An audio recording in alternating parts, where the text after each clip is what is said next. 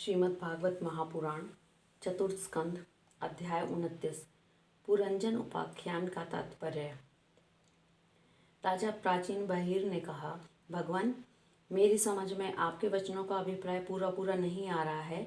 विवेक पुरुष ही इसका तात्पर्य समझ सकते हैं, हम कर्म मोहित जीव नहीं।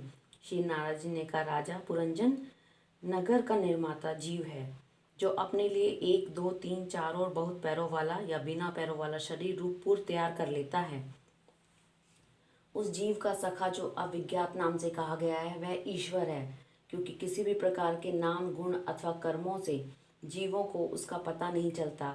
जीव ने जब सुख दुख रूप सभी प्राकृतिक विषयों को भोगने की इच्छा की, तब उसने दूसरे शरीर की अपेक्षा 9 द्वार, 2 हाथ, 2 पैरों वाला मानव देह ही पसंद किया।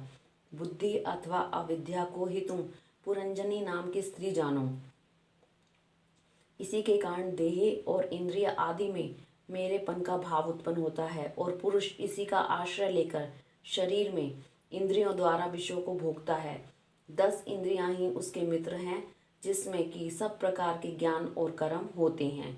इंद्रियों की वृत्तियां ही उसकी सखियां, और प्राण, अपान, व्यान, उदान समान रूप 5 वृत्तियों वाला प्राणवायु ही नगर की रक्षा करने वाला 5 फन का सर्प है। दोनों प्रकार की इंद्रियों के नायक मन को ही 11वां महाबली योद्धा जानना चाहिए। शब्द आदि 5 विषय ही पांचाल देश हैं, जिसके बीच में यह 9 द्वारों वाला नगर बसा हुआ है। उस नगर में जो एक स्थान पर 2 द्वार बताए गए थे, वे 2 नेत्र गोलक, 2 नासा छिद्र और 2 कर्ण छिद्र हैं। इसके साथ मुख, लिंग और गुदा, ये 3 और मिलाकर कुल 9 द्वार हैं। इन्हीं से होकर जब जीव इंद्रियों के साथ बाह्य विषयों में जाता है, इसमें 2 नेत्र गोलक, 2 नासा छिद्र और 1 मुख, ये 5 पूर्व के द्वार हैं। दाहिने कान को दक्षिण का, बाएं कान को उत्तर का द्वार समझना चाहिए। गुदा और लिंग, ये नीचे के 2 द्वार पश्चिम के द्वार हैं। खगोता और आर्विर्मुखी नाम के जो 2 द्वार एक स्थान पर बतलाए गए हैं, वे नेत्र गोलक हैं, तथा रूप विभ्राजित नाम का देश है, जिसका इन द्वारों से जीव चक्षु इंद्रिय की सहायता से अनुभव करता है। दोनों नासा छिद्र ही नलिनी और नालिनी नाम के द्वार हैं, और नासिका का विषय गंध ही सौरभ देश है, तथा घ्राणेन्द्रियां अवधूत नाम का मित्र है। मुख मुख्य नाम का द्वार है, उसमें रहने वाला वागिंद्रिय विपन्न है, और रसेंद्रिय रसविद नाम का मित्र है। वाणी का व्यापार आपन है, और तरह तरह का अन्न बहुधन है, तथा दाहिना कान पितहु और बाया कान देवहु कहा गया है। कर्म कांड रूप प्रवृत्ति मार्ग का शास्त्र और उपासना कांड रूप निवृत्ति मार्ग का शास्त्र ही क्रमशः दक्षिण और उत्तर पांचाल देश हैं। इन्हें श्रवण इंद्रिय रूप शुद्धधर की सहायता से सुनकर जीव क्रमशः पितृयान और देवयान मार्गों में जाता है। लिंग ही आसुरी नाम का पश्चिमी द्वार है। स्त्री प्रसंग ग्रामक नाम का देश है, और लिंग में रहने वाला उपसेंद्रिय दुर्मद नाम का मित्र है। गुदा नेत्रगी नाम का पश्चिमी द्वार है। नरक वैश्यस नाम का देश है, और गुदा में स्थित पायु इंद्रिय लुब्धक नाम का मित्र है। इनके सिवा 2 पुरुष अंधे बताए गए थे, उनका रहस्य भी सुनो। वे हाथ और पांव हैं, इन्हीं की सहायता से जीव क्रमशः सब काम करता है और जहाँ तहाँ जाता है। हृदय अंतपुर है, उसमें रहने वाला मन ही विसूचि नाम का प्रधान सेवक है। जीव उस मन के सत्वादि गुणों के कारण ही प्रसन्नता, हर्ष रूप विकार तथा मोह को प्राप्त होता है। बुद्धि जिस जिस प्रकार स्वप्न अवस्था में विकार को प्राप्त होती है और जागृत अवस्था में इंद्रिय आदि को विकृत करती है, उसके गुणों से लिप्त होकर आत्मा भी उसी रूप में उसकी वृत्तियों का अनुकरण करने को बाध्य होता है। यद्यपि वस्तुतः वह उनका निर्विकार साक्षी मात्र ही है। शरीर ही रथ है, उसमें ज्ञान इंद्रियां 5 घोड़े जुते हुए हैं। देखने में संवत्सर रूप काल के समान ही उसका अप्रतिहत वेग है। वास्तव में वह गतिहीन है। पुण्य और पाप, ये 2 प्रकार के कर्म ही उसके पहिए हैं। 3 गुण ध्वजा हैं, 5 प्राण डोरियां हैं। मन बागडोर है, बुद्धि सारथी है। हृदय बैठने का स्थान है। सुख दुख द्वंद्व जुए हैं। इंद्रियों के 5 विषय उसमें रखे हुए आयुध हैं, तथा त्वचा आदि 7 धातुएं उसके आवरण हैं। 5 कर्मेंद्रियां उसकी 5 प्रकार की गति हैं। इस रथ पर चढ़कर रथी रूप यह जीव मृग तृष्णा के समान मिथ्या विषयों की ओर दौड़ता है। 11वां इंद्रिय उसकी सेना है तथा 5 ज्ञानेंद्रियों के द्वारा उन इंद्रियों के विषयों को अन्याय पूर्वक ग्रहण करना ही उसका शरीर खेलना है। जिसके द्वारा काल का ज्ञान होता है वह संवत्सर ही चंडवेग नामक गंधर्वराज है। उसके अधीन जो 360 गंधर्व बताए गए हैं वे दिन हैं और 360 गंधर्वियां रात्रि हैं। वे बारी बारी से चक्कर लगाते हुए मनुष्य की आयु को हरते रहते हैं। वृद्धावस्था ही साक्षात काल कन्या है, उसे कोई भी पुरुष पसंद नहीं करता। तब मृत्यु रूप यवन राज ने लोक का संहार करने के लिए उसे बहन मानकर स्वीकार कर लिया। आदि मानसिक कलेश और व्याधि रोग आदि शारीरिक कष्ट ही उसे यवन राज के पैदल चलने वाले सैनिक और प्राणियों को पीड़ा पहुंचाकर शीघ्र ही मृत्यु के मुख में ले जाने वाला शीत और उष्ण 2 प्रकार का ज्वर ही प्रज्वार नाम का उसका भाई है। इस प्रकार यह देह अभिमानी जीव अज्ञान से आच्छादित होकर अनेक प्रकार के आदि भौतिक आध्यात्मिक और आदि देवी कष्ट भोगता हुआ 100 वर्ष तक मनुष्य शरीर में पड़ा रहता है। वस्तुतः तो वह निर्गुण है, किंतु प्राण इंद्रिय और मन के धर्मों को अपने में आरोपित कर मैं मेरेपन के अभिमान से बंध कर क्षुद्र विषयों का चिंतन करता हुआ तरह तरह के कर्म करता रहता है। यह यद्यपि स्वयं प्रकाश है, तथापि जब तक सबके परम गुरु आत्म स्वरूप श्री कृष्ण के स्वरूप को नहीं जानता तब तक प्रकृति के गुणों में ही बंधा रहता है। उन गुणों का अभिमानी होने से वह विवश होकर सात्विक राजस और तामस कर्म करता है तथा उन कर्मों के अनुसार भिन्न भिन्न योनियों में जन्म लेता है।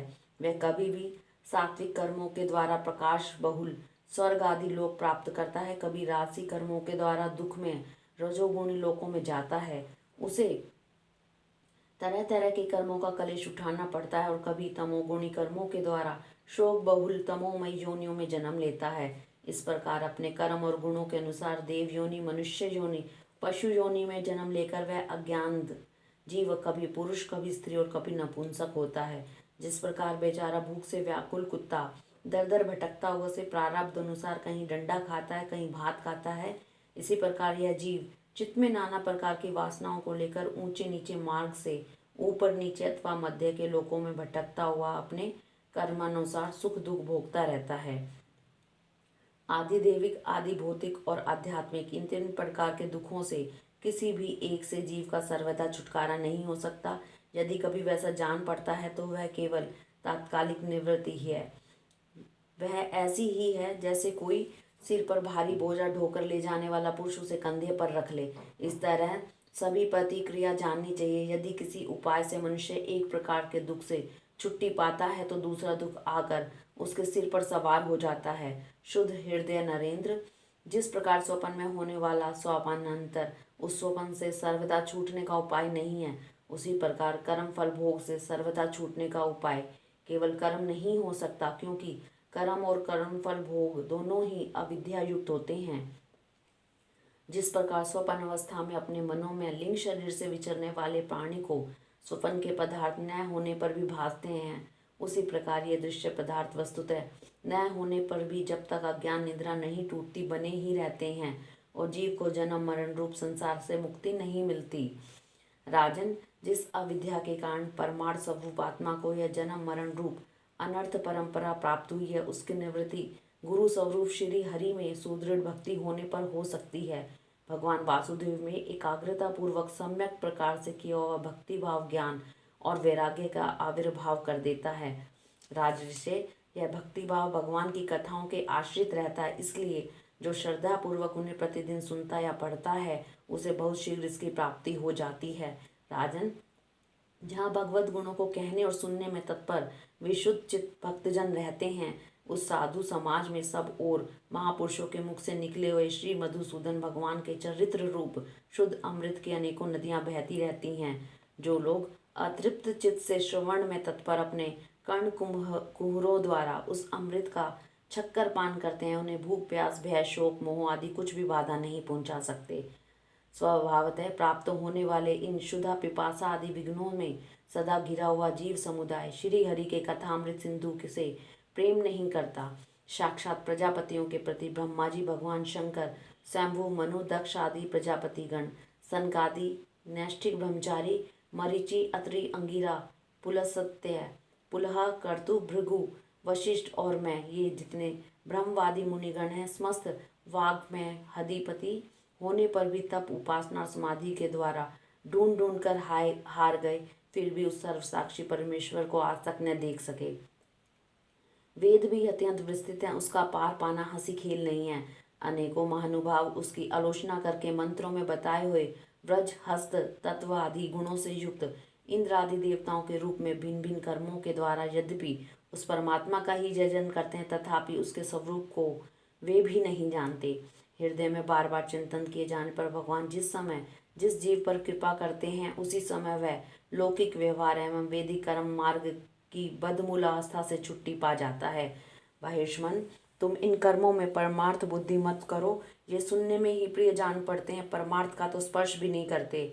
ये तो परमार्थवत दिख पड़ते हैं, उसमें केवल अज्ञान ही कारण है। जो मलिनमति कर्मवादी लोग वेद को कर्म परक बनाते हैं, वे वास्तव में उसका मर्म नहीं जानते। इसका कारण यही है कि वे अपने स्वरूपभूत लोक को नहीं जानते, जहाँ साक्षात श्री जनार्दन भगवान विराजमान है। पूर्व की ओर अग्रभाग वाले कुशाओं से संपूर्ण भूमंडल को आच्छादित करके अनेकों पशुओं का वध करने से तुम बड़े कर्म अभिमानी और उद्धत हो गए हो, किंतु वास्तव में तुम्हें कर्म या उपासना किसी के भी रहस्य का पता नहीं है।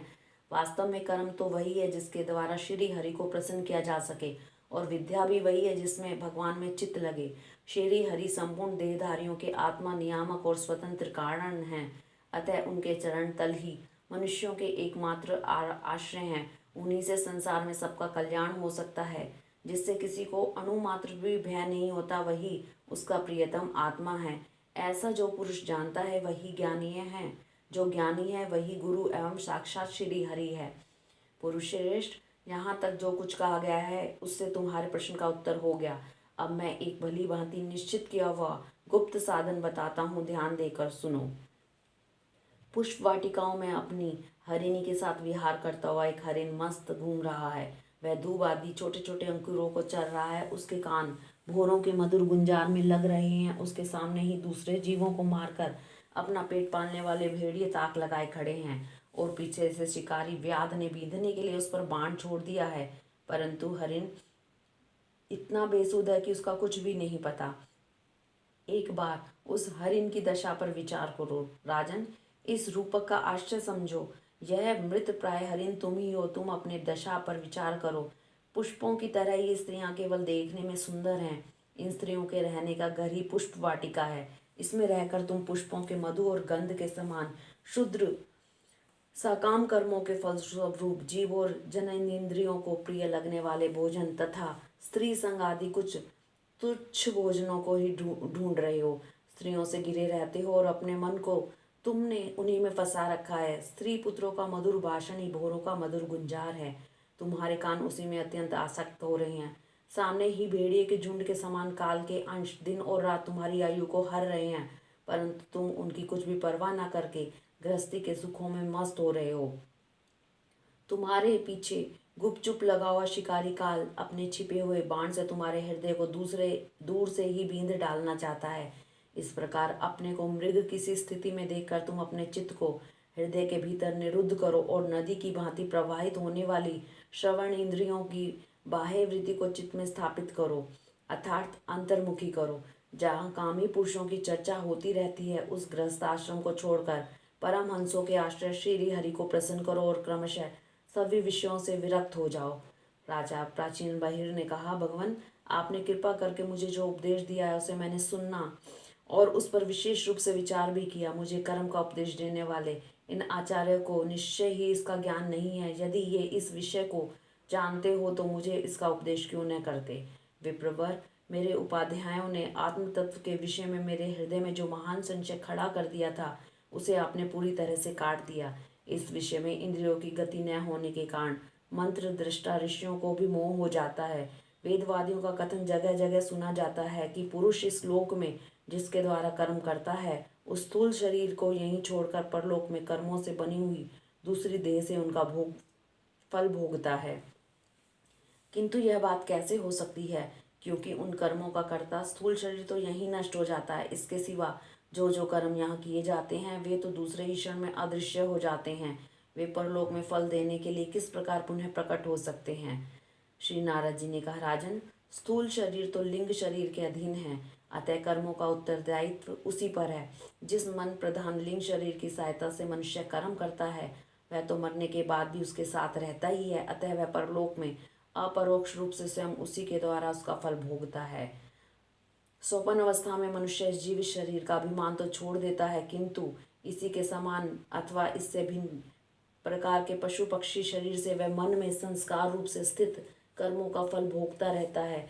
इस मन के द्वारा जीव जिन स्त्री पुत्र आदि में ये मेरे हैं और देह आदि को यह मैं हूँ ऐसा कहकर मानता है, उसके किए हुए पाप पुण्य आदि रूप कर्मों को भी यह अपने ऊपर ले लेता है और उनके कारण उसे व्यर्थ ही फिर जन्म लेना पड़ता है। जिस प्रकार ज्ञान इंद्रियां और कर्म इंद्रियां दोनों ही चेष्टाओं से उनके प्रेरक चित्त का अनुमान किया जाता है, इसी प्रकार चित्त की भिन्न भिन्न प्रकार की वृत्तियों से पूर्व जन्म के कर्मों का भी अनुमान होता है।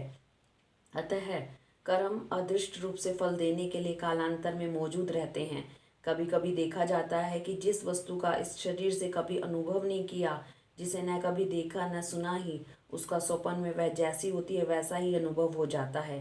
राजन, तुम निश्चय मानो कि लिंग देह के अभिमानी जीव को उसका अनुभव पूर्व जन्म में हो चुका है, क्योंकि जो वस्तु पहले अनुभव की हुई नहीं होती उसकी मन में वासना भी नहीं हो सकती।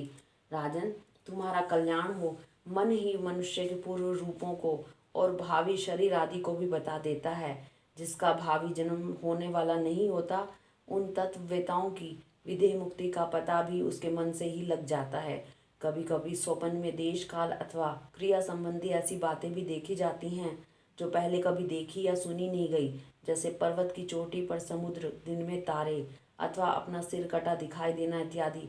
इनके दिखने में निद्रा दोष को ही कारण मानना चाहिए। मन के सामने इंद्रियों से अनुभव होने योग्य पदार्थ ही भोग रूप में बार बार आते हैं और भोग समाप्त होने पर चले जाते हैं।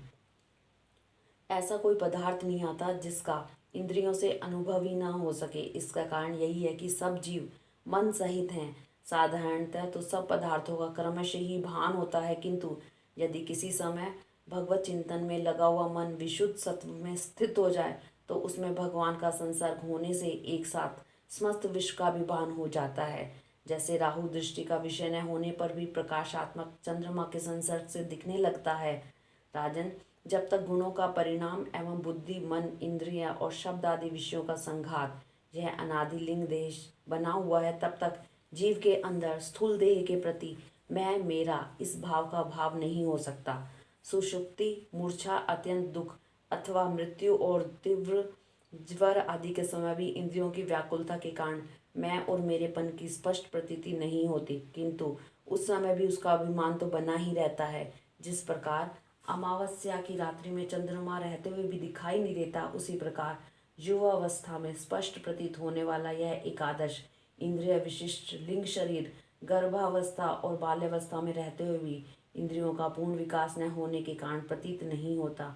जिस प्रकार स्वप्न में किसी वस्तु का अस्तित्व न होने पर भी जागे बिना स्वप्न जनित अनर्थ की निवृत्ति नहीं होती, उसी प्रकार सांसारिक वस्तुएं यद्यपि असत हैं तो भी अविद्यावश जीव उनका चिंतन करता रहता है, इसलिए उसका जन्म मरण रूप संसार से छुटकारा नहीं हो पाता।